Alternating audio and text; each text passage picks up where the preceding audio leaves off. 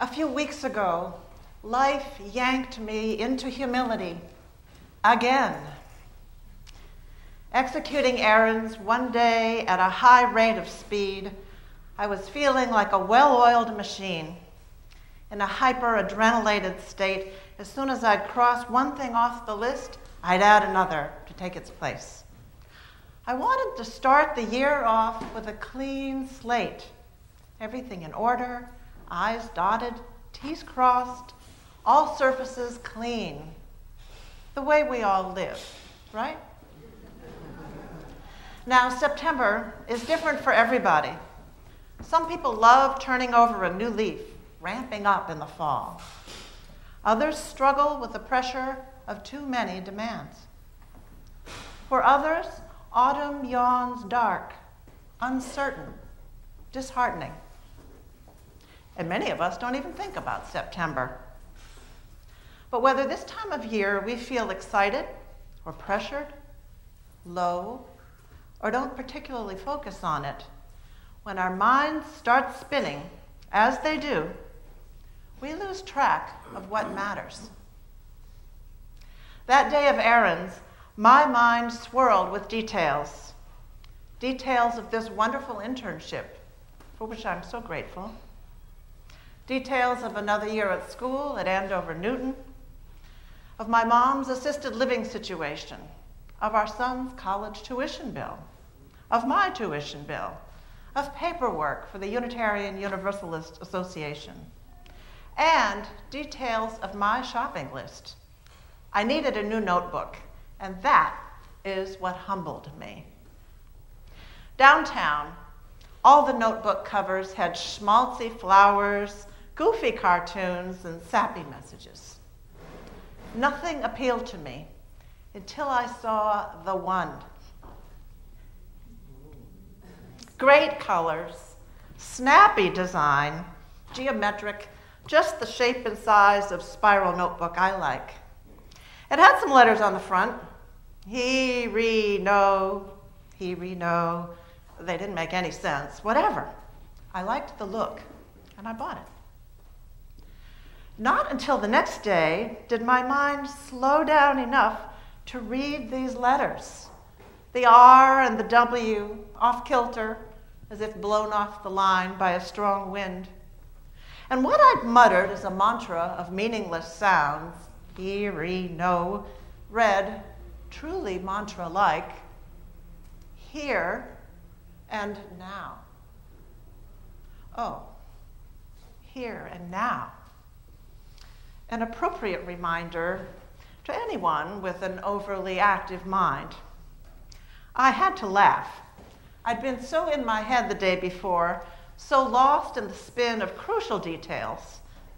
I'd been so not mindful that being here and now was the last thing on this ministerial mind. Humbling. I read my notebook's gentle exhortation and thought, okay, take a breath then. What is here and now? I breathed and I felt myself relax. There might be more to this good-looking little book than meets the eye.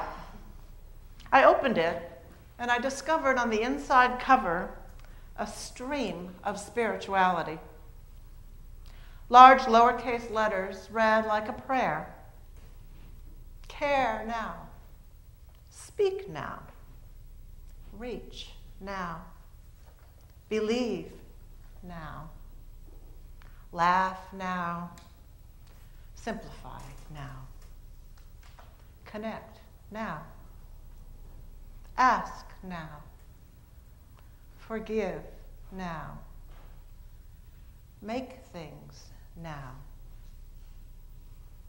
Remember now. Love now. Feel it now. Appreciate now. What a gift. These prayerful words that invite us all into the here and now slow us down. Already they've eased our minds' chatter, taken us beyond our details, And they've reminded us what matters: caring, connecting, feeling, loving.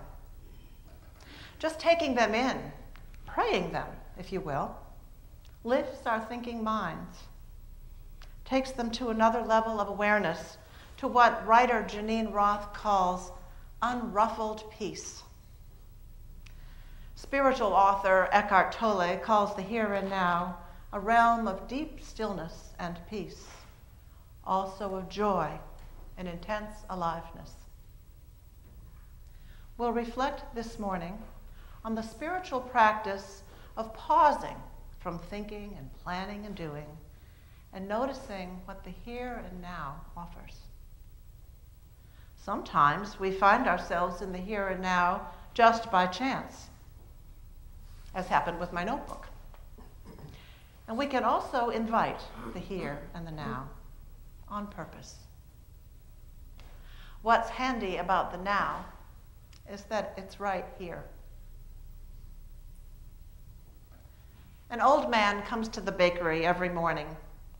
He only orders a small coffee, but Harold, in his 90s now, sits a long time. He enjoys the bustling kitchen behind the display case and the kind eyes of the woman who works at the counter. It's been a year since Harold lost his wife after some 60 years of marriage. She was a good girl, he likes to say.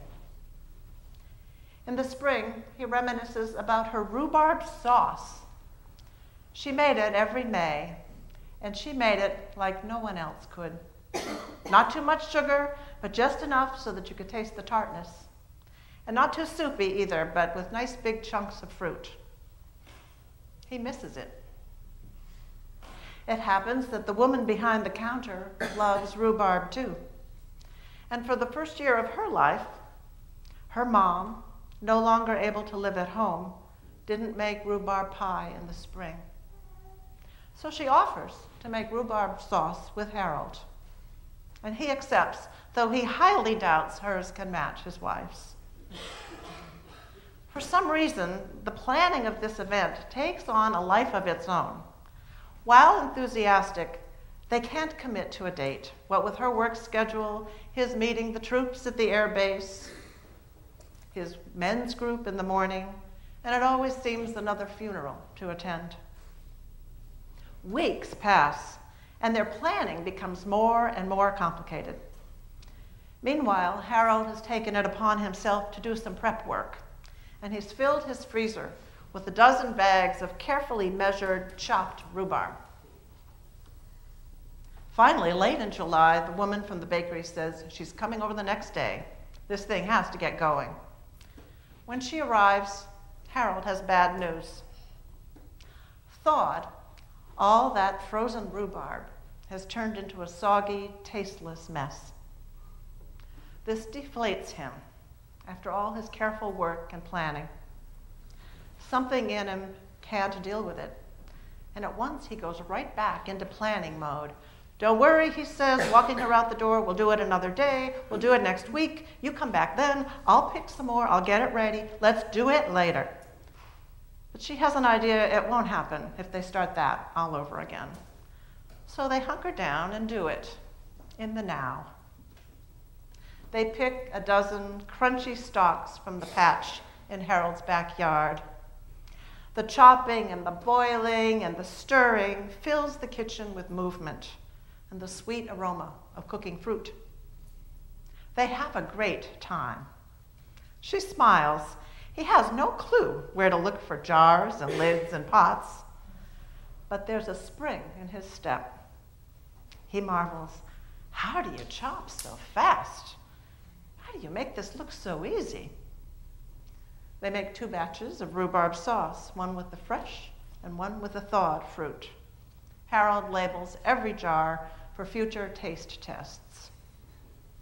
The warmth of gratitude and satisfaction fill the air. The dance that takes place between Harold and his friend at the bakery over those first several months, never taking action but constantly planning and talking about it, reminds me of the mental maneuvering we often engage in that prevents us from enjoying a clean, clear experience of the present. When we allow our thinking and our planning, our what-ifing to run the show, we can miss out on the present, miss out on what's ripe today. Sometimes we get lucky and life hands us a notebook with instructions for how to be in the here and now. But more often, we need to figure out how to do it and then be intentional about making it happen. The good news is that the present is right here, always. It's like a standing invitation every moment of our lives, an invitation we can accept and be nourished by any time. Poet Donna Folds, she imagines the invitation to the here and now as a white dove in her poem by that name. In the shared quiet, an invitation arises, like a white dove lifting from a limb and taking flight. Come and live in truth. Take your place in the flow of grace. All you ever longed for is before you in this moment. If you dare, draw in a breath and whisper, yes. This is how we step into the sweetness of the here and now. We whisper yes to life's invitation when we spend time in the natural world, when we watch a sunrise, or walk in the woods, or stand at the water's edge. We whisper yes to now when we pick one of the season's last blooms, or delight in the colors of the fall leaves. We enter into the now when we taste or breathe in the fragrance of something tasty bubbling on the stove.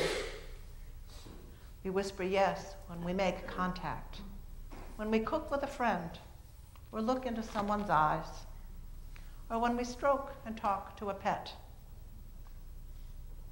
We accept life's invitation to the now when we do physical work, like the poet in the reading,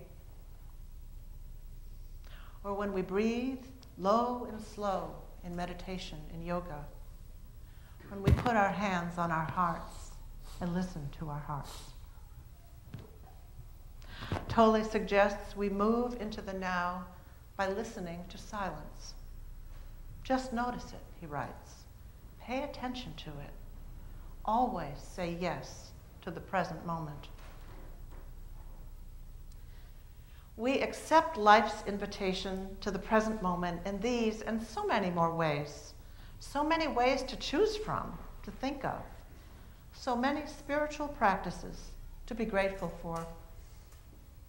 And so we close with the spiritual practice of gratitude. Yet another entryway into the here and now. When we pause to feel our gratitude for this life, for the world, for our coming together this day, it brings us right into this moment. And even when we look at all those details in our minds, we find gratitude for them. Considered one at a time, they are ours uniquely, our stories. These are our activities, our work, the people and the concerns we are drawn to, our own precious life details that give our lives meaning, that make us tick. When we look at our lives in this gentle, present way, our thinking mind relaxes. This frees us up to care now, reach now, connect now, love now. It frees us up to accept life's standing invitation into the here and now. Fellow thinkers and planners, fellow intrepid wanderers into the here and now, when we catch our thinking brains taking over again, Let us remember the relief and the sweetness of the present, the now that's always here. We have a choice to either keep thinking and efforting, or to pause and listen, to stay with the here and now. Amen.